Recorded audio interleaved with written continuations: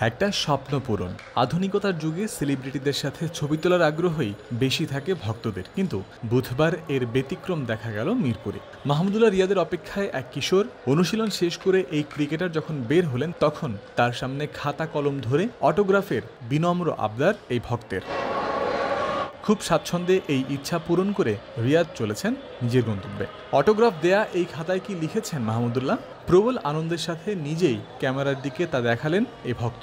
সেখানে লেখা best wishes, নিচে স্বাক্ষর, সাথে রয়েছে রিয়াদের জার্সি নম্বর 30। মন ভালো করার একটা উপলক্ষ নিয়েই বাড়ি ফিরতে পেরেছে সেই ভক্ত।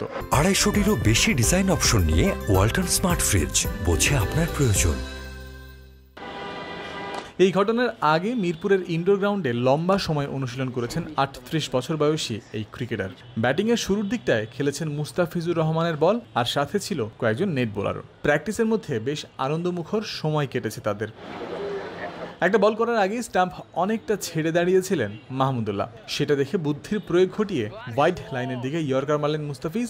রিয়াদও কম যান না, বসে পড়ে কোনো মতে ব্যাট পেতে দিয়েছেন, তারপর আঙুলের ইশারায় ফিজকে বুঝিয়ে দিয়েছেন এটা হয়ে যাবে বাউন্ডারি। পর মুহূর্তেই বিজয়ীর আনন্দে উল্লাস শুরু করেছেন মুস্তাফিজকে দেখিয়ে। এভাবেই কিছু সময় কাটার পর মাঠে ঢুকেছেন ইনজুরি থেকে সেরে ওঠার প্রসেসে থাকা পেসার ইবাদত হোসেন। মুস্তাফিজের সাথে কুশল বিনিময় করে তিনিও শর্ট রান আপে শুরু করে দিয়েছেন বোলিং। বড় একটা সময় জুড়ে ব্যাটিং অনুশীলন শেষ করে নেট থেকে বেরিয়েছেন রিয়াদ। শেষ করেছেন এই দিনের মতো নিজেকে ঝালিয়ে নেয়ার কাজ। জয়ন্ত বিন্দু, ক্রিক ফ্রেন্সি।